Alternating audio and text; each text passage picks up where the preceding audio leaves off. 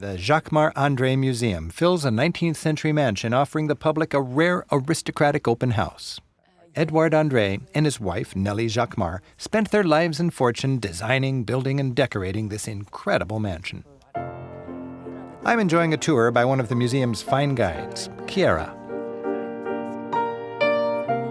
Because, they had no children, they had a lot of money, and they used to travel a lot, and then they bring many souvenirs. So these were souvenirs from exactly, for example.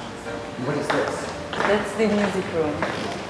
You can almost imagine the clatter of jewelry mixing with the chamber music as Edouard and Nellie threw a party. This is the Italian. Exactly, because they travel in Italy and they love Italian art. And they brought paintings of Bellini, Botticelli, Mantegna, Carpaccio. And Tiepolo, whose fresco graces the mansion's lobby.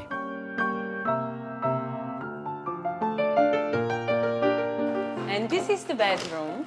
Okay, so the Monsieur and Madame lived here? Yes, but this was the room of Madame, chambre of Madame. Oh, they had two different bedrooms? Exactly. That's Nellie Jacquemart. And this was Edouard's bedroom, complete with a deluxe bathroom.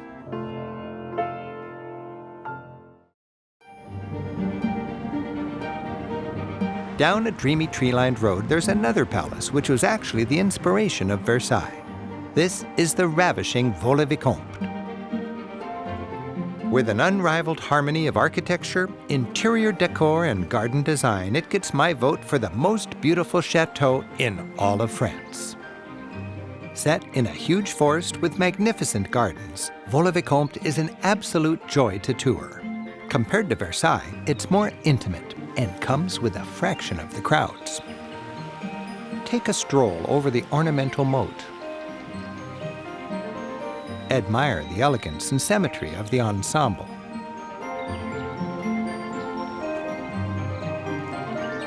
The gardens stretch far beyond the palace, but their main axis runs straight through its center.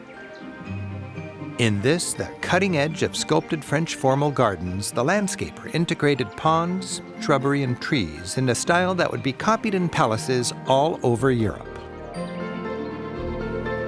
This was the home of Nicolas Fouquet, France's finance minister during that over-the-top reign of Louis XIV in the 17th century. It all came together when he hired France's top architect, landscaper, and decorator, a trio known as the Brotherhood of Genius. With both a blank slate and a blank check, Fouquet's dream team made his audacious vision a reality. An intriguing part of your visit is a chance to climb through the attic for a peek at the timbers and the structure of the roof. Then you reach the cupola and cap your visit with a commanding view and a chance to survey Fouquet's domain.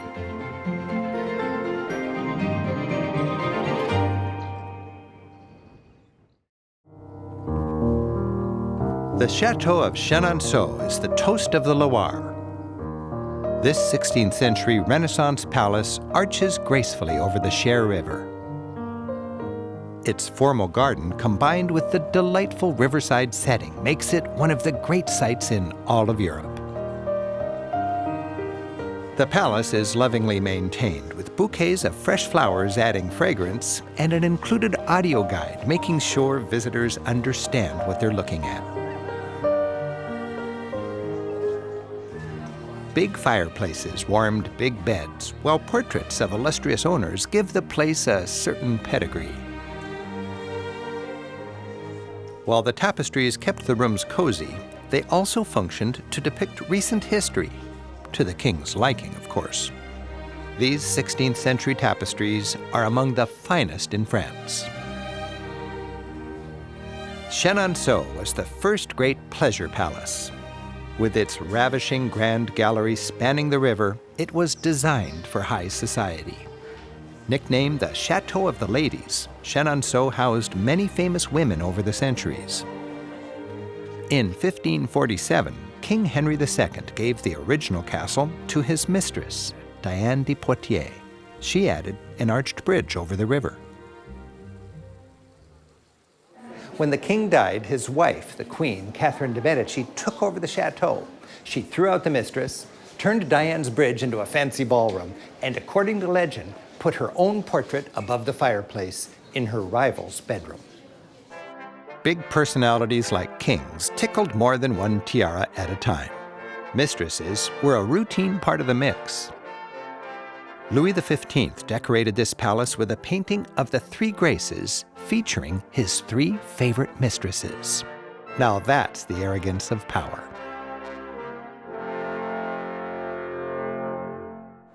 A powerful queen or mistress often managed to get her own private palace, even when the king's romantic interests shifted elsewhere.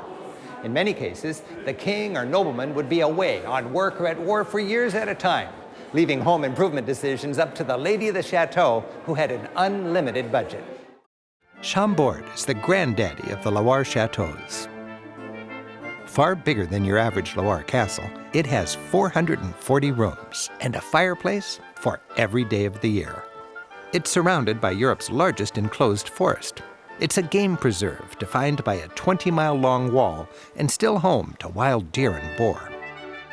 Exploring the vast domain by rental bike, you can imagine royal hunting parties chasing their prey.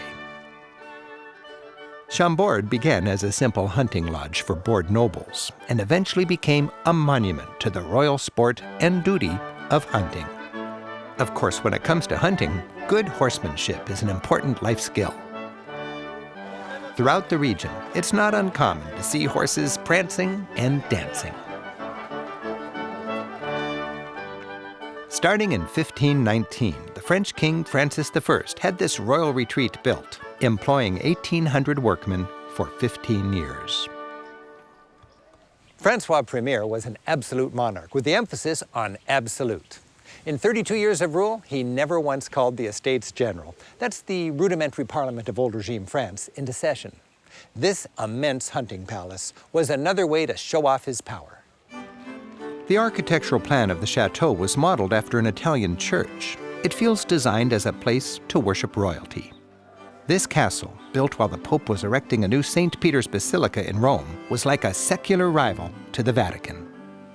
Like a cross crowns a great church, the tip-top of the tallest tower here is capped with the fleur-de-lis, symbol of the French monarchy.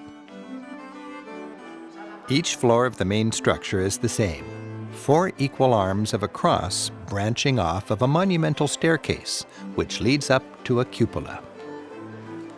Grand après hunting parties were held under these fine barrel-vaulted ceilings. Constructed for Francois I, his emblem, the salamander, is everywhere. The hunting theme carries on throughout the palace. This room features paintings and trophies from Chambord's illustrious hunting past. Typical of royal chateaux, this palace was rarely used. Back then, any king had to be on the road a lot to effectively exercise his power. That's why he'd have lots of royal palaces, and they sat empty most of the time. Back in the 1600s, Louis XIV spent a fortune renovating this place, and he visited only 6 times. Touring the lavish apartments of various kings and queens, you notice everything inside was designed to be easily dismantled and moved with the royal entourage. Because French kings moved around a lot, the entire court and its trappings had to be mobile. A royal chateau would sit cold and empty for 11 months out of the year, and then suddenly spring to life when the king came to town. Imagine the royal roadies setting up a kingly room like this, busily hanging tapestries, assembling beds, unfolding chairs, wrestling big trunks with handles just before the arrival of the royal entourage. The French word for furniture, mobilier, literally means mobile. The fancy spiral staircase continues to the rooftop terrace, decorated by a pincushion of spires and chimneys. From here, ladies could scan the estate grounds, enjoying the spectacle of their ego-pumping men out hunting.